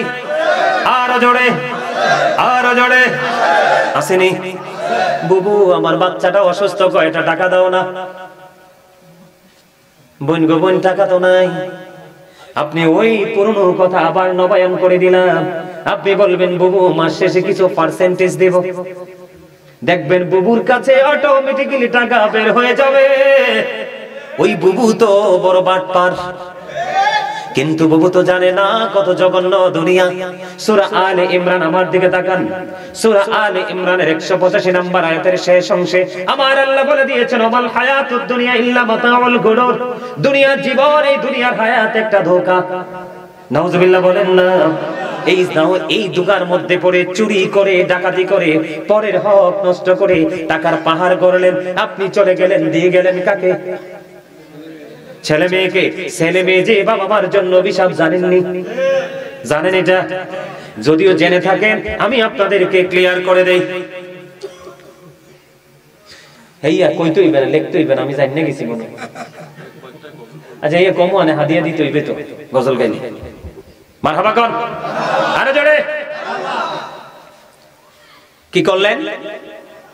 সুদ। কি করলেন? কার লাগে জমাইলেন? ছেলে মেয়ের জন্য। আল্লাহ সচেতন বাবা মাকে নিউজ দিয়েছেন। আল্লাহ রাব্বুল আলামিন কোরআন শরীফের 19 পারা সূরা শুআরা 88 নম্বর আয়াতে আল্লাহ বলেছেন, ইয়াউমা লা ইয়ানফাউ মালু ওয়ালা বানুন, কিয়ামতের দিন আপনার ধন সম্পদ সন্তান সন্ততি কোনোটাই কোনো কাজে আসবে না। একদিকে আল্লাহ বললেন দুনিয়াটা ধোঁকা, এই জিন্দেগিটা ধোঁকা, কিন্তু ধোঁকা না ওইটা যেটা বন্ধু আপনি আলেমদের সাথে যুক্ত থেকে দ্বীনের শিক্ষা নিয়ে ওই শিক্ষা অনুযায়ী চলতেছেন, এটাই ধোঁকা না। সারা জীবন ঘুমাইছেন, ধোঁকার মধ্যে পড়েছেন, আজকে ঘুম ত্যাগ করেছেন, সত্যিকারের নিয়ামত হলো এইটা। এখন শোধ আছে না নাই? আপনারে তো আল্লাহ কইছে হাওলাত দিতে, বিপদে পড়লে হাওলাত দিও, তবে আপনি চুপে চুপে হাওলাত দিলে টাকা মাইরা দিবে। এখনকার মানুষ চোর। একজন পুলিশ অফিসার দাদা ভাই ঢাকা, বুঝছেন, আমার খুব কঠিন ভক্ত, আজ থেকে ধরেন মাস 2 মাস হবে, আমাকে ফোন দিয়ে বলতেছে, হুজুর আপনাকে একটা তথ্য দিব, বুদ্ধি দিব। আমি কি বলেন? হুজুর আপনারা তো হুজুর মানুষ, মানুষ চাইলে ইসলামের আইন মেনে দিয়ে দেন। আপনার কাছে যদি কেউ কখনো টাকা হাওলাত চায়, যদি তাকে হাওলাত টাকা দেন, তাকে অতিরিক্ত 200 টাকা দিবেন। আমি বললাম কেন? আপনি টাকা হাওলাত দেওয়ার পরে খুঁজতে গেলে সে আপনাকে পিটাবে। আছে না নাই? আসলে সত্য কিনা বলে? এখনকার যিনি টাকা পাবে ইনি মাইর খায়, যিনি দিবে উনি গুন্ডামি করে। গুন্ডামির কারণ কি জানেননি? আপনি তো সিস্টেমেটিক আগান না। আপনি প্রেম করেছেন, মহাব্বত করেছেন, চাইছে তো দিয়ে দিয়েছেন, কিন্তু সিস্টেম এরকম না। আপনি চলবেন বন্ধুর মতো, আর ভাই চলবেন ভাইয়ের মতো, বন্ধুর মতো, লেনদেন করবেন অপরিচিত লোকের মতো, তার মতো। তাহলে আপনি আপনার জায়গা ঠিক থাকবেন। আপনি সাক্ষী রাখবেন, কারণ সে টাকাটা দিবে না এই ভয়ে না, কারণ সে আগামীকালকে মরতে হতে পারে। আপনি কোনো ডকুমেন্টস রাখলেন না, কোনো সাক্ষী রাখলেন না, ওকে দিয়ে দিলেন। টাকার মানটা যদি অনেক বড় হয়ে যায়, তাহলে আপনার এই টাকা দিবে কে? বলে হুজুর তাহলে সমস্যা কোথায়? সমস্যা বড় জায়গায়। যখন একজন মানুষ ঋণগ্রস্ত অবস্থায় মারা যাবে, আল্লাহ রাসূল সরকারে মদিনা তিনি জানিয়ে দিলেন, বন্ধু একদিন আল্লাহ রাসূলের কাছে সাহাবীরা ডেকে বললেন, ইয়া রাসূলুল্লাহ একজন ইন্তেকাল করেছে, আপনি আপনার দোয়া আপনার জানাজা সে চাই। গুরুত্বপূর্ণ আলোচনা পরে শুনেন, যে হক যে বলতেছি বারবার কেন বলতেছি, কথা কইেন না, একদমই কথা বললেন, একটু সাইলেন্ট থাকেন, শেষ করে দিব তো আলোচনা, কারণ আমার যাইতে হবে প্রতিদিন প্রোগ্রাম, আর আপনাদেরও তো আগামীকালকে কাজ আছে, আছে না? আছে কিনা? বাস্তবতাকে মূল্যায়ন করতে হবে। সাদ বিন মুআজ, খেয়াল করেন যুবক ভাইরা, তোমাদেরকে বিশেষ করে বলছি, আলোচনার সাথে বাস্তবতাকে কিভাবে রাসূল মূল্যায়ন করছে খেয়াল করেন। সাদ বিন মুআজ রাদিয়াল্লাহু তাআলা আনহু প্রতিদিন আল্লাহ রাসূলের পিছনে তিনি এশারের জামাত পড়তেন। কি করতেন? নবীজির পিছনে, নবীজি তার ইমাম, প্রতিদিন সে নবীজির পিছনে এশারের নামাজ জামাতে পড়তেন। পড়ার পরে উনি ওনার গোত্রে চলে যেতেন, এলাকায় চলে যেতেন, যাওয়ার পরে ওখানে গিয়ে তিনি আবার ইমাম হয়ে যেতেন। কি করতেন? খেয়াল করেন শিক্ষাটা কেমন। ইমাম হয়ে যেতেন। তো একদিন তিনি এশারের নামাজে অনেক লম্বা কেরাত পড়তেছে, মানে মোটামুটি লম্বা কেরাত পড়তেছে। তখন একজন খেজুর বাগানের মালিক তিনি কি করলেন? ওই ইমামের পিছনে, সাদ বিন মুআজের পিছনে নামাজ পড়লেন না। নামাজ না পড়ে তিনি একা একা নামাজটা পড়ে নিলেন। নামাজ পড়ার পরে তিনি দৌড়ে চলে গেলেন খেজুর বাগানে পানি দেওয়ার জন্য। পরের দিন নবীজির কাছে বিচার চলে গেল, ইয়া রাসূলুল্লাহ, ইয়া হাবিবাল্লাহ, ওই লোকটা তিনি আমি নামাজ জামাতে পড়িয়েছি, তিনি আমার পিছনে জামাতে নামাজ না পড়ে একাকী নামাজ পড়ে তিনি খেজুর বাগানে চলে গেছে পানি দেওয়ার জন্য। তখন আমার নবীজি ওই যিনি জামাত ছেড়ে দিয়েছে খেজুর বাগানে চলে গেছে পানি দেওয়ার জন্য, নবীজি ওনাকে ডাকে নাই, উনি ডেকেছে সাদ বিন মুআজকে। ডেকে ডেকে বললেন, তুমি কি করো না, যখন বড় কোন নামাজ পড়াবে, বড় জামাত যখন পড়াবে, তুমি ছোট্ট ছোট্ট আয়াত দিয়ে নামাজটা শেষ করে নিবে, কারণ এখানে অনেক রকমের মানুষ থাকতে পারে। সুস্থ অসুস্থ থাকতে পারে, তুমি ছোট্ট করে নামাজটা পড়িয়ে নাও। আর যখন তুমি একাকী পড়বে, ছোট্ট করে পড়বে, তোমার ইচ্ছে মতো কেরাত পড়ো। এখানে সবচেয়ে মজার কথা হলো, নবীজি আপনাকে আমাকে বোঝাইতে চাইছে শুধু ইমানদার নামাজ পড়লেও চলবে না, ইমানদারেরা জীবন জীবিকার জন্য কর্মের সন্ধানেও বের হতে হবে, শুধু নামাজে বসে থাকলে হবে। খেজুর বাগানে তখন হযরতে আবু কাতাদা রাদিয়াল্লাহু তাআলা আনহু তিনি বললেন, ইয়া রাসূলুল্লাহ, তার একটি দিরহাম ঋণ আমি পরিশোধ করে দেব। তারপরে নবীজি ওই ব্যক্তির জানাজা পড়াইছে। তাহলে বুঝে নেন, হক আদায় করবেন যথাযথভাবে, কারণ এখনকার যুগের মানুষ জান্নাতে কেমনে যাবে আমার মাথায় ধরে না। তারা নিজের ক্ষতি যত করে তার চেয়ে বেশি ক্ষতি করে অন্যের। বলে পরের হক যিনি নষ্ট করছেন, খেয়াল করেন, পরের হক যিনি নষ্ট করেছেন, আপনি যখন ফুলচেরাতের পুলে যখন উঠবেন, আল্লাহর কুদরতি হাত দিয়ে ধাক্কা দিয়ে আল্লাহ নিজেই জাহান্নামে ফেলে দিবে। তার কারণ হলো, মনে রাখবেন, খোদা প্রাপ্তির পথ রয়েছে লুকানো, রয়েছে মানব সেবার মাঝে। পাবো না কোথাকে আল খেল্লা তাসবিহ আর যায় নামাজে। আমি নামাজ পড়লাম, রোজা করলাম, দাড়ি রাখলাম, বড় বড় জুব্বা পরলাম, পাঞ্জাবি পরলাম, কিন্তু সৃষ্টিকে ভালোবাসতে পারলাম না। যখন যাকে যেইভাবে ভালোবাসার প্রয়োজন সেটা করতে পারলাম না, আপনার আমার এই গোলামি দিয়ে আল্লাহর দিদার মিলবে না। কথা বুঝতে পারছেন? এইরকম অনেক হক আছে, বাকিগুলো আপনারা বুঝে নেবেন। কথা বুঝতে পারছেন? ওমা, সময় তো কম হইছে না, অনেক সময় হয়ে গেছে। হ্যাঁ, একটা বেজে গেছে। আলহামদুলিল্লাহ বলেন আরো জোরে। আমার মা বোনেরা আমার কাছ থেকে গজল শুনতে চাইছেন, কোন গজল শোনাবো কোন তো? ওনাদের পছন্দ কোনটা আমি তো জানি না। আমি কি আমার পছন্দ মতো গাইবো? আমার পছন্দ মতো? আমরা সবাই আমার সাথে সুর দিবেন, রাজি আছেন? আর ওয়াজের মধ্যে মাঝে মাঝে একটু গজল না গাইলে মজাও লাগে। আপনাদের সবার পরিচিত একটা গজল গাই, সহজে সবাই সুর দিতে পারবেন। গাইবো? আমি তোমার প্রেমের ভিখারি ইয়া রাসূলুল্লাহ, আমি তোমার প্রেমের ভিখারি ইয়া রাসূলুল্লাহ, ইয়া হাবিবাল্লাহ, আমি তোমার প্রেমের ভিখারি। তুই তো বোকা, বুদ্ধি নাই। যখন শান গাওয়া হয় তখন ইকু বাড়াই দিতে হয়, সুরের তালে তালে বাজনাও বাজে, নাচে, সুর এমনি আসে, ঠিক কি না? আরে জোরে যুবক ভাইরা, আমি বেশি খুশি হব তোমরা যদি একটু আমার সাথে সুর দাও সবাই। হ্যাঁ, আমি ছেড়ে দিলে তোমরা ধরবে, ঠিক আছে? আল্লাহ রাসূলের শানে শান গাইলে আল্লাহ রাসূল খুশি হয়, আর আল্লাহ রাসূল যদি খুশি হয়, অটো আল্লাহ খুশি হয়ে যায়। আমরা যে শুধু গাই এরকম না। আমার রাসূলের জামানায় হাসান ইবনে সাবিত রাদিয়াল্লাহু তাআলা আনহু মসজিদে নববীর মিম্বরে দাঁড়িয়ে দাঁড়িয়ে নবীজির শান গেয়েছিলেন। সুবহানাল্লাহ বলেন না? আরো জোরে বলেন। অত্যন্ত প্রেমের একটা গজল, আমার সাথে সবাই গাইবেন, রাজি আছেন?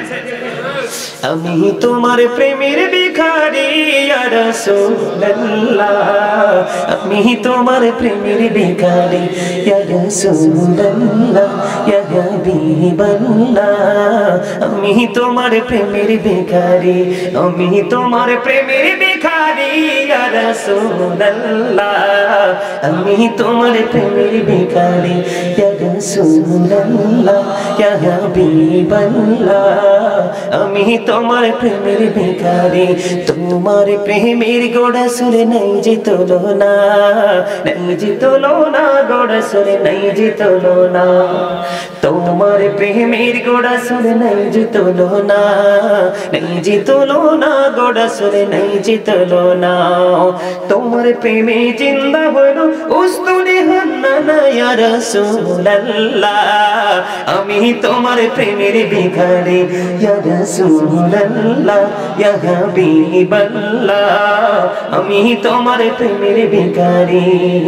তোমার প্রেমের গোড়া সুরে নাই যে তুলনা, নাই যে তুলনা, গোড়া সুরে নাই যে তুলনা। তোমার প্রেমে জিন্দা হলো উস্তুনে হান্নানা ইয়া রাসূলুল্লাহ, আমি তোমার প্রেমের ভিখারি ইয়া রাসূলুল্লাহ, ইয়া হাবিবাল্লাহ, আমি তোমার প্রেমের ভিখারি। তোমার প্রেমেতে আমার কলিজা আঙ্গার, কলিজা আঙ্গার গো রাসূল কলিজা আঙ্গার। তোমার প্রেমেতে আমার কলিজা আঙ্গার, কলিজা আঙ্গার গো রাসূল কলিজা আঙ্গার।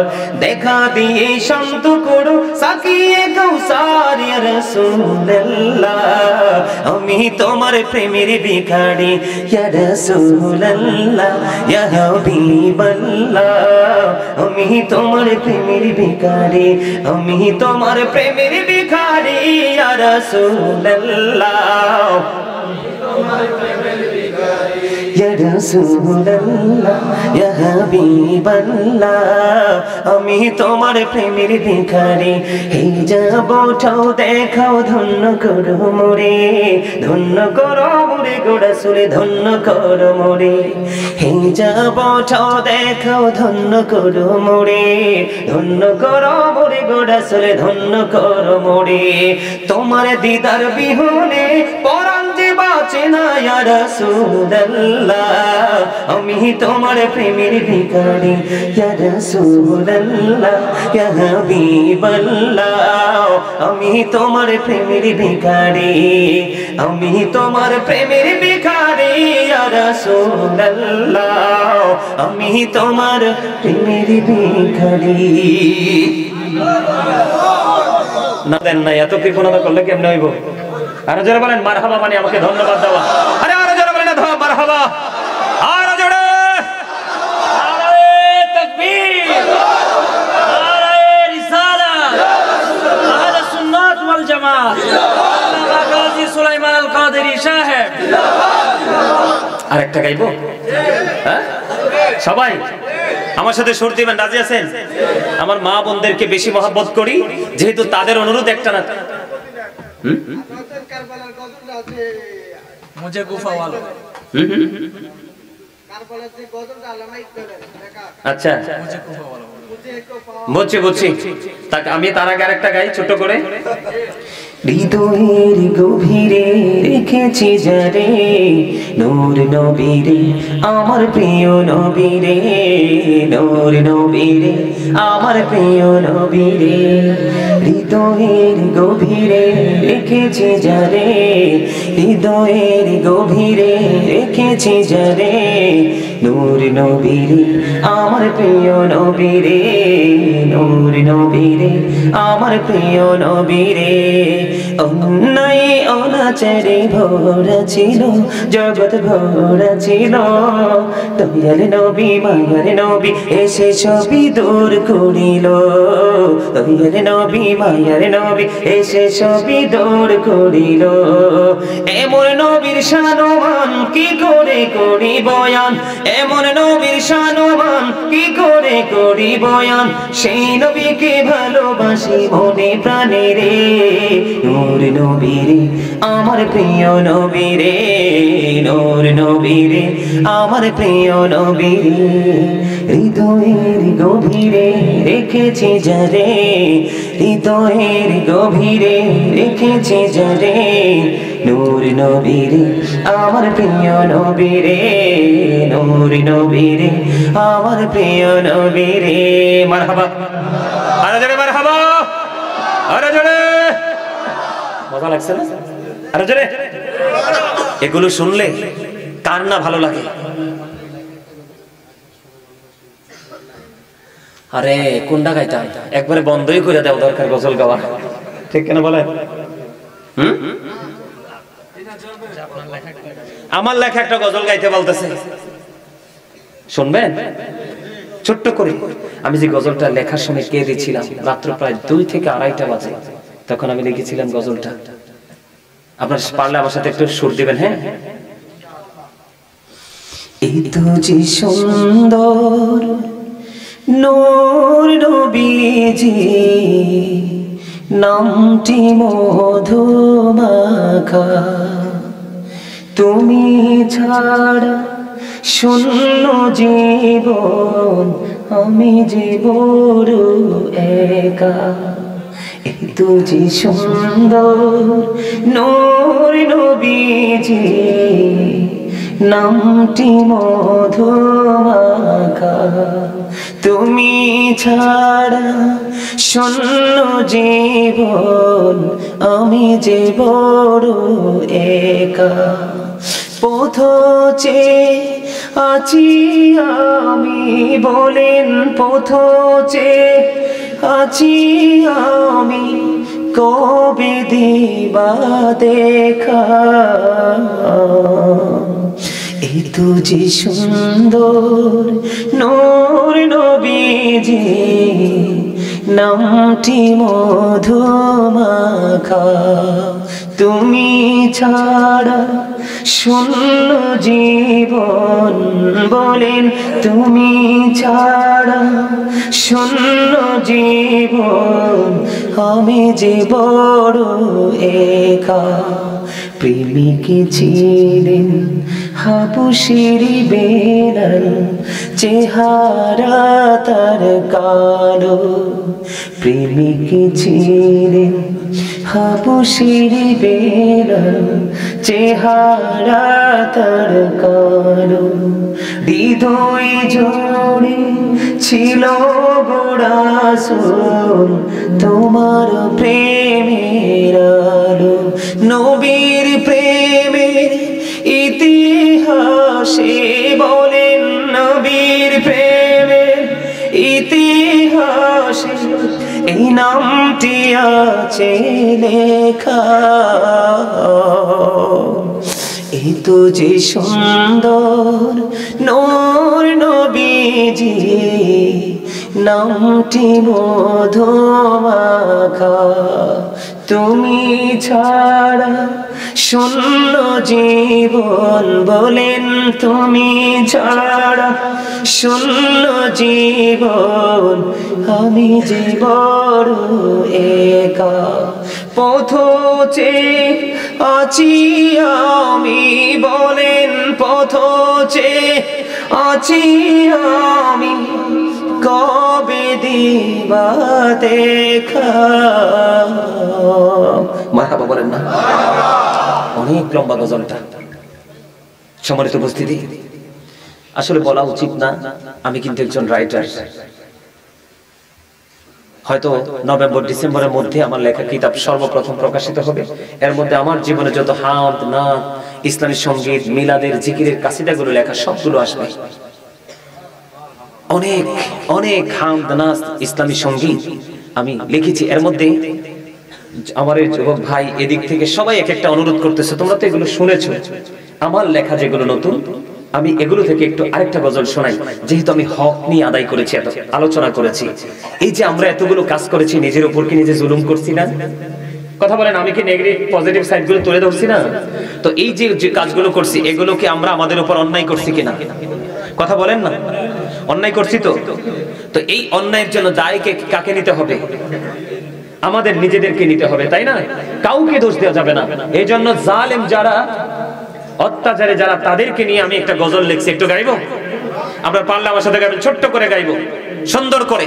পারলে আমার সাথে সুর দেবেন।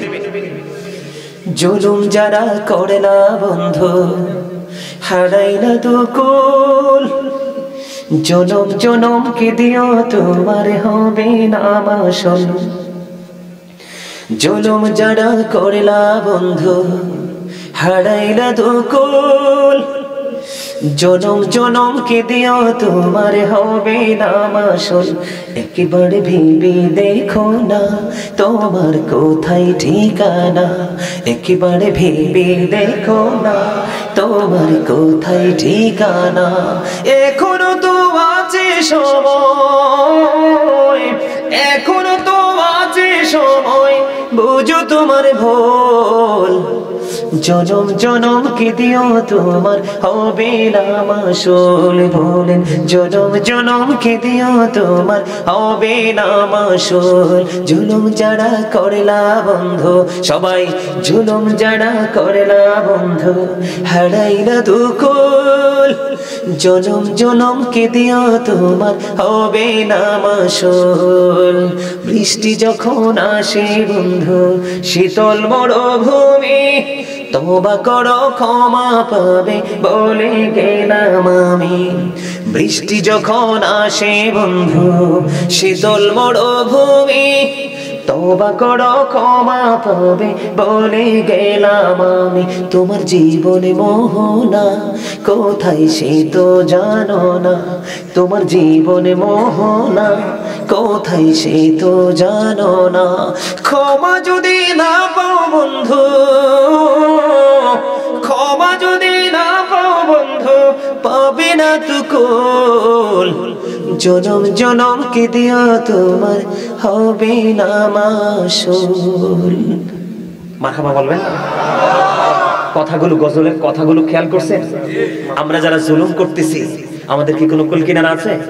মাঠে পানি দিলে যেমনি সবুজ শ্যামল হয়ে যায়, গাছগুলো এনার্জি পায়, ঠিক একটা মানুষের জীবনে যখন জুলুম থেকে দূরে এসে তওবা করবে তখন তার হৃদয় রাজ্যটা, পুরো আমল নামাটা সবুজ শ্যামল ফুলে ফুলে ভরে যাবে। তার মানে ইমানে আমলেই পরিপূর্ণ হয়ে যাবে। ঠিক কিনা বলেন?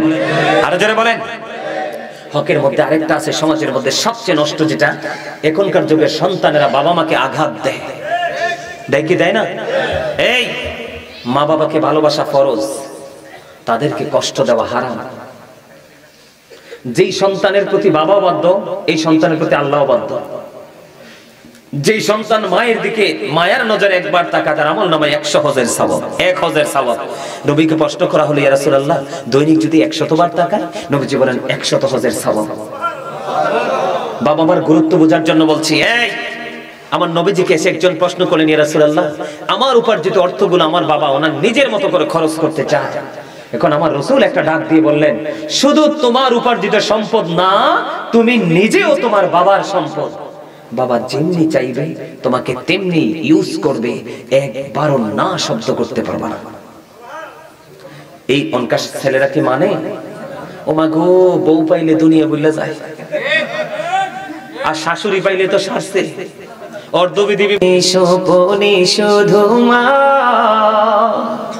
তোমার কথা মনে হয়, কতদিন দেখি না তোমায়, ভুলে কি গেছো আমায়, ভুলে কি গেছো আমায়। আদর সোহাগ মাগো আর কোথা পাবো, কারা চলে আমি নিজেকে জড়াবো। আদর সোহাগ মাগো আর কোথা পাবো, কারা চলে আমি নিজেকে জড়াবো। কার কাছে ধরবো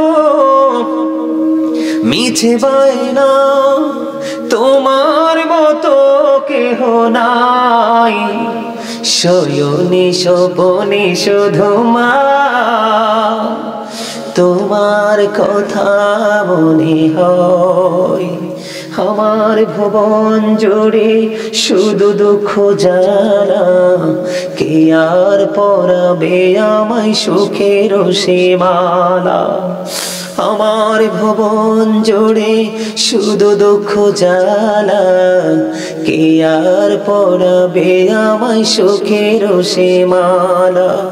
কপালে কে দেবে আর কাজলে রুটি, তুমি জেনে ধরায়, শয়নে স্বপনে শুধু মা তোমার কথা মনে হয়। ভুলে না আমার মা নাই, আমার বাবা নাই, দয়াল রে দয়াল, আমার কি মা ডাকার সাদ নাই রে, আমার কি বাবা ডাকার সাদ নাই রে। ভুলি না আমার মা নাই, আমার বাবা নাই, দয়াল রে দয়াল, আমার কি মা ডাকার সাদ নাই রে, আমার কি বাবা ডাকার সাদ নাই রে।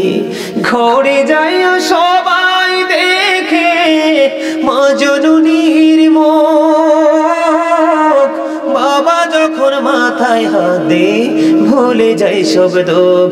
বলেন ঘরে যাইয়া সবাই দেখে মা জননীর মুখ, বাবা যখন মাথায় মাথায় হাত দে, ভুলে যাই সব দুঃখ। বলেন আমার মা নাই, আমার বাবা নাই, দয়ালি রে দয়াল, আমার কি মা ডাকার সাদ নাই রে। সে বুঝি তার পৃথিবী কত ছোট। যার বাবা নাই সে জানে সে কতটা আশ্রয়হীন, ঠিক কিনা বলেন? যাদের বাবা মা আছে সবার কাছে আকুল আবেদন থাকবে বাবা মার জন্য, বাবা মাকে ভালোবাসবেন, তারা যেভাবে চায় যতটুকু চায় দেওয়ার চেষ্টা করবেন, না পারলে বাবা মাকে মিষ্টি ভালো আচরণ দিয়ে তাদেরকে সন্তুষ্ট রাখবেন। আর যাদের মা বাবা দুনিয়াতে নাই তারা প্রতি জুম্মার দিনে জুমার নামাজ শেষ করে বাবা মার কবর জিয়ারত করতে যাবেন। আর মিলাদের আয়োজন, যেমন আজকে যারা মাহফিলের আয়োজন করেছেন, আপনাদের এই পুরো গ্রামের কবরবাসীর কবর আযাব আমার আল্লাহ কমপক্ষে 40 দিন পর্যন্ত বন্ধ রাখবে। আল্লাহ আমাদের সবাইকে প্রত্যেকটা জায়গায় প্রত্যেকটা সেক্টরে যেভাবে হক আদায় করে আমরা চলবো ঠিক সেইভাবে চলার তৌফিক যেন দান করে সকল বলুন আমিন। আর জোরে বলুন আমিন।